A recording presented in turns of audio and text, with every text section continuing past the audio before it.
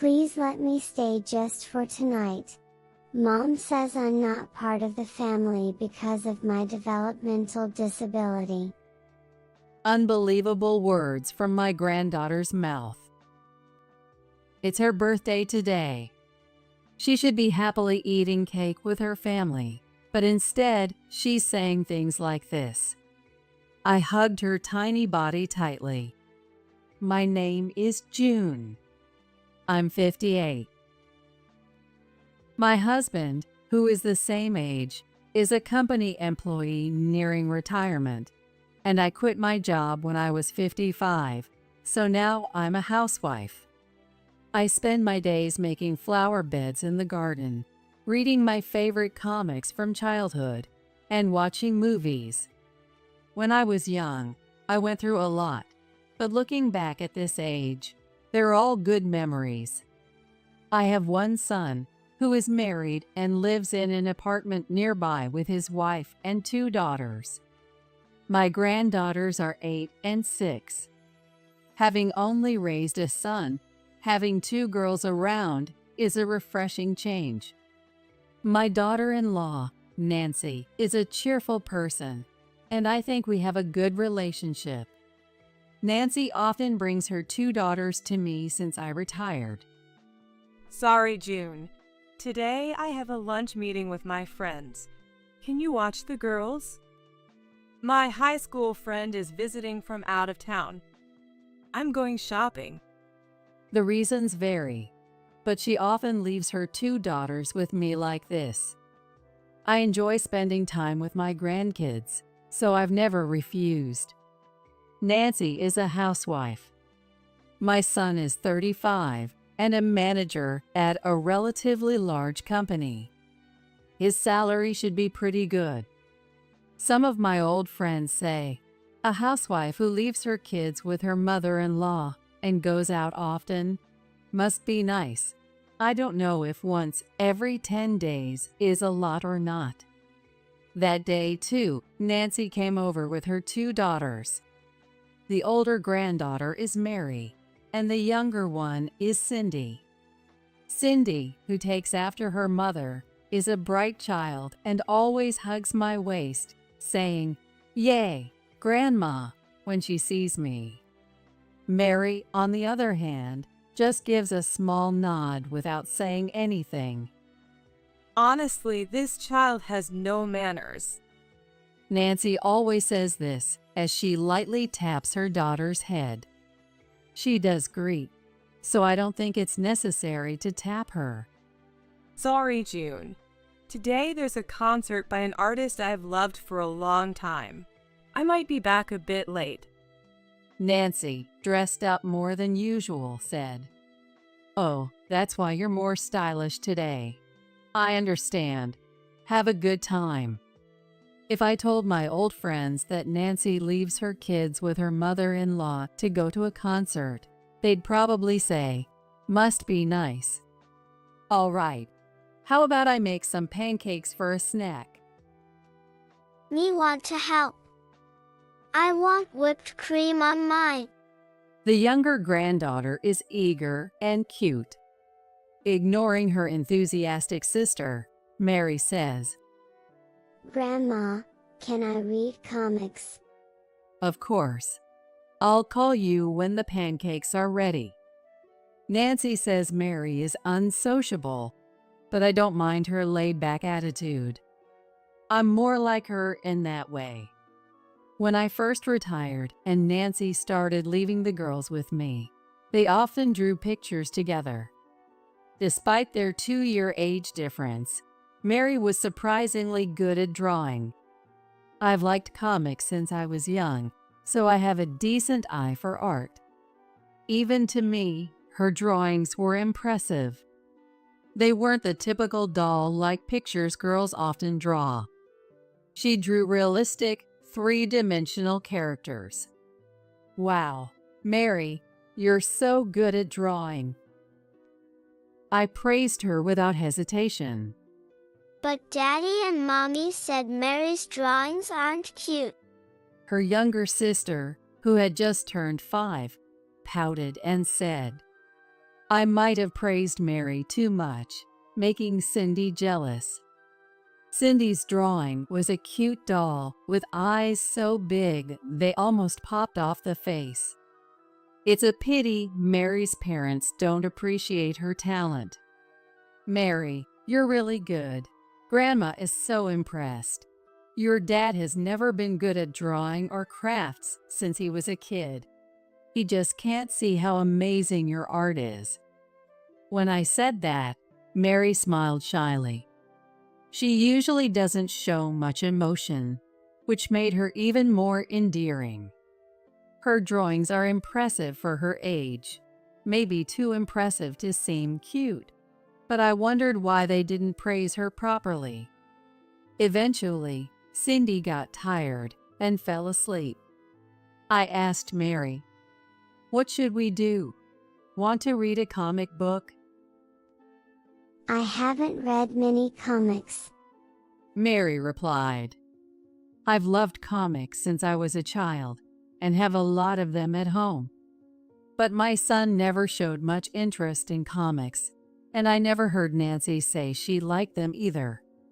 So they probably didn't buy comics for the kids." I took Mary to the room with the bookshelves. "You can read whatever you like. I'll make lunch in the meantime." While I made spaghetti for lunch, Mary stayed quietly in the room. "Lunch is ready." No response. When I went to get her, she was engrossed in a comic book. She talked about the comic all through lunch. Usually, she doesn't say much, so I was a bit surprised, and even Cindy was amazed at Mary's unusual behavior. Mary is talking a lot. That's weird. I don't like books with just words, but comics are really fun and interesting. I was happy to hear that, as a fellow comic lover. Mary continued reading comics all the way until dinner. Since that day, whenever Mary comes over, she heads straight to the room with the bookshelves and reads comics by herself. I was delighted that my granddaughter took an interest in comics. However, Cindy said something surprising. Mary only reads comics. It's boring. She even got scolded by Mom for buying one with her allowance the other day. It's fine to buy a comic with her allowance. I remember how it feels to have your favorite things denied by your parents. I'm definitely on Mary's side. One day, Nancy asked me to make my special dish for Cindy's birthday party. I searched on my phone for a cute stationery set to wrap as a present, made the dish, and went to my son's house.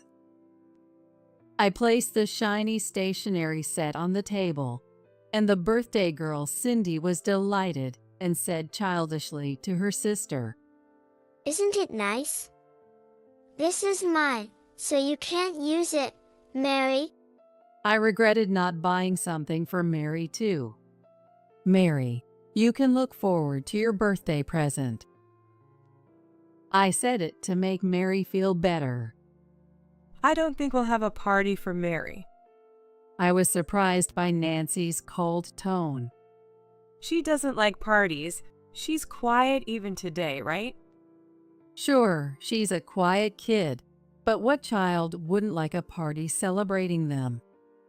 She doesn't even get excited about presents, and it's just not rewarding. That's not something you should say. Some kids just have a hard time expressing their feelings. I sympathize with Mary because I was often misunderstood for being bad at expressing emotions. Then my son said, "But Mary has no charm or personality. It's worrying for a girl." He might not mean any harm, but these kinds of comments from adults can really hurt kids. When I glanced at Mary, she was expressionless, picking at her French fries, seemingly unaffected.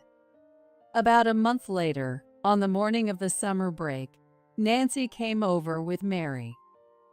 June, I'm sorry, but can you take care of Mary for a couple of days?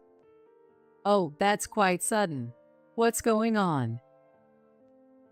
We're going to visit my parents, but if Mary comes along, my mom will have a lot to say. Say what? Didn't you hear what my husband said? That she's not sociable or charming, and then she blames my parenting for it. That's terrible. I didn't think Mary would want to go there either. So I agreed to take her in. All right. You can tell your mom that her grandparents insisted on taking her on a trip. Even with this unpleasant conversation happening in front of her, Mary remained expressionless, her face revealing nothing. Grandma, are we going on a trip? After her mom left, Mary asked. Oh, no, that was just a lie. Sorry. Do you want to go on a trip? No, I don't. I'd rather read comics at your house. Does your mom dislike comics? I remembered what Cindy had mentioned earlier. I don't know. But she said reading comics makes you stupid. Sure, people used to say things like that in the past, but I'm surprised that some people still say that today. And to think it's my daughter-in-law saying that. Anyway, Mary and I had a fun 2 days together. Mary was engrossed in comics most of the time, and I enjoyed listening to her thoughts on them. Some comics were a bit mature for a girl her age, but I didn't reprimand her.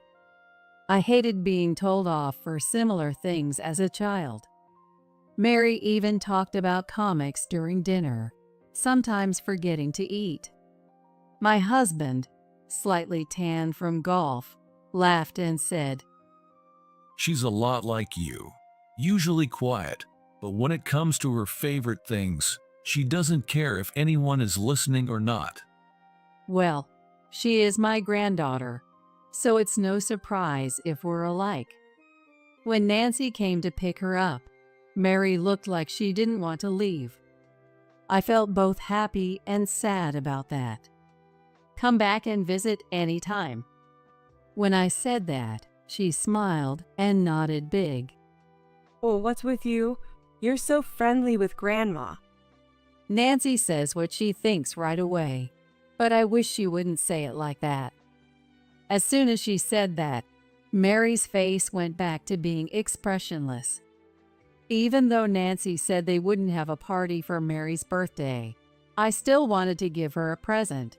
So I went to the store near the station and bought a sketchbook and a set of 120 colored pencils and had them wrapped. I also bought a character-themed notebook and colored pencils for Cindy. It was a weekday, and my grandkids probably weren't back from school yet, so I thought I'd go home and make some treats. As I got off the bus and walked towards home, I saw a small figure in my yard. Sometimes neighborhood kids pick flowers from my garden. They say flower theft isn't a crime, but as the one who takes care of them, I can't ignore it. I hurried back, and there stood Mary, all alone. Mary, what are you doing here? Are you alone? I asked in surprise. Please let me stay just for tonight. She said in a small voice. It's okay for you to stay, but where's your mom? Did you come alone? Mom says I'm not part of the family because of my developmental disability. What? What do you mean? Developmental disability is a term I've been hearing a lot lately. The doctor said I have a developmental disability, and Mom said we don't need a kid like that in the family. Oh my! What a thing to say! Let's go inside first. I took her hand and led her inside. Honestly, I didn't know much about developmental disabilities. A disability means there must be something wrong, right? But she didn't seem like it at all. I looked it up on my phone and learned that developmental disabilities can include hyperactivity, autism, and learning disabilities. Hyperactive kids can't stay calm, lack attention and focus, and can't sit still. Autistic kids have trouble communicating, show little interest in people, lack facial expressions, and often play alone. Mary probably falls into this category. Learning disabilities mean they might struggle with reading despite having normal intelligence. It's caused by an imbalance in brain development. Reading about it, I realized there were always 2 or 3 kids like that in my class. Kids who couldn't sit still in class, who wouldn't talk to anyone even when spoken to. Nowadays, they'd probably be diagnosed with developmental disabilities. Even I wasn't good at communicating with people and liked playing alone. One of those quiet kids grew up to be a talkative, cheerful mother of 3 when I met her at a reunion. I wondered if these things weren't just personality traits, but it seems we still don't understand much about the brain, so I can't really say. Apparently, there's a gray zone where kids don't get diagnosed, but show tendencies, which seems really complex. The real issue is when parents can't accept the diagnosis. That's what's happening with Mary now. But even if she was diagnosed with a developmental disability, could she really say, "You're not part of the family," and kick her out? I took a cookie tin from the cupboard and poured a glass of milk. Grandma is going to make a quick phone call, okay? I moved to a room where Mary couldn't hear me. Oh, so she went to your place. Of course she did. She has nowhere else to go. Nancy answered the phone without any concern. What do you mean by this? She said you told her she's not part of the family because of her developmental disability. I was pretty angry. I never said that. I just said I didn't want a child with a developmental disability in the family. That's basically the same thing. Don't you think that would hurt her? I said it as a joke, but she just said okay and left. She never gets jokes, can't read the room, and it's exhausting being around her. That's probably a trait of her autism.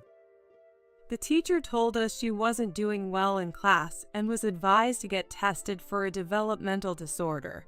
I never expected it, but she was diagnosed with a developmental disability.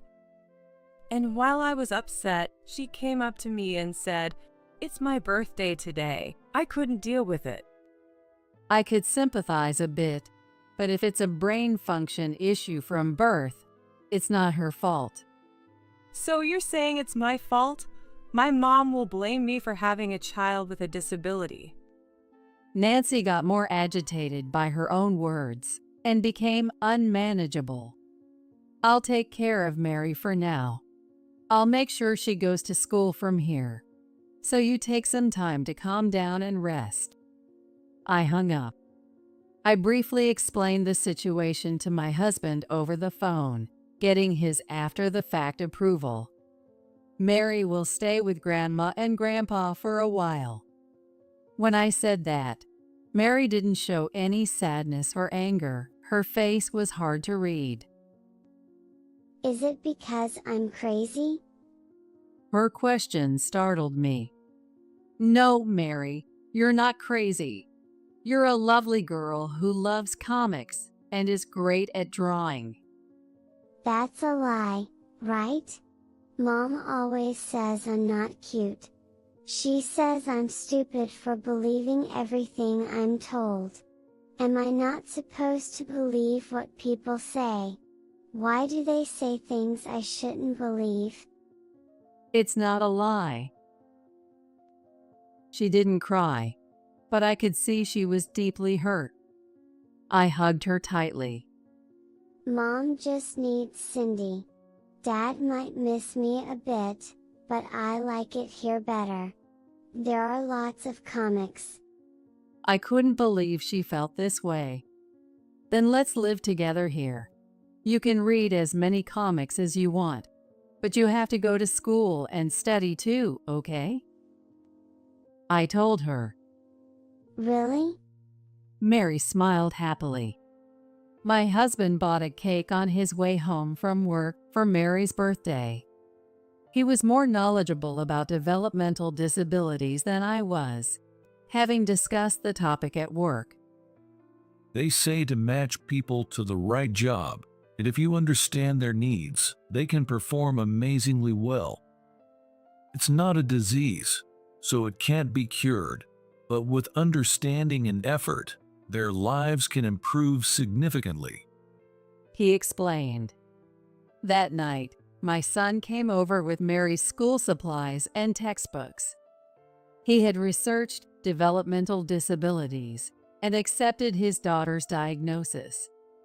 He believed it was best for her to stay with her grandmother for now. I'm sorry, Mary. I'll come get you once things settle down. He patted her head. But my son never came to get Mary. About 3 months after Mary started living with us, Nancy's affair was discovered. That day, Nancy had gone out, leaving Cindy at home alone. My son found Cindy choking on a candy when he got home early from work, as his meeting nearby had finished early. Thankfully, he called an ambulance, and Cindy was taken to the hospital and was okay, but Nancy couldn't be reached. I got a call too, and I rushed to the hospital with Mary. After ensuring Cindy was safe, Nancy showed up, looking pale. Where were you, leaving Cindy alone? Oh, I was having lunch with a friend. She quickly made an excuse, but having lunch with a friend shouldn't take until evening. My son pressed further. I just lost track of time. If this was going to happen, I wish she'd brought Cindy to us. Maybe she felt awkward after the incident with Mary.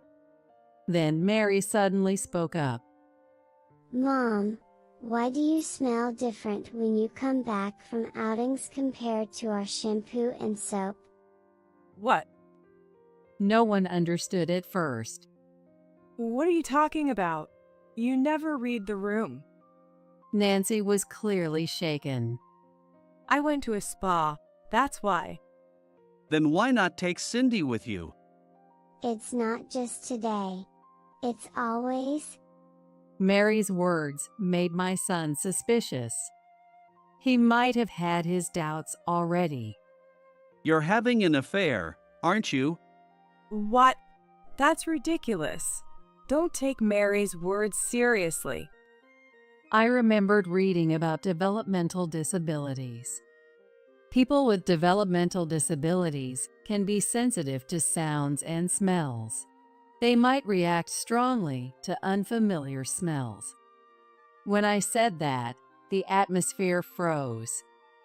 Not just Mary, but you too can't read the room. It's not my fault.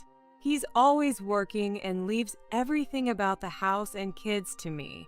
I'm stressed out, and now my child is labeled as having a developmental disability. Can't anyone think about me for a change?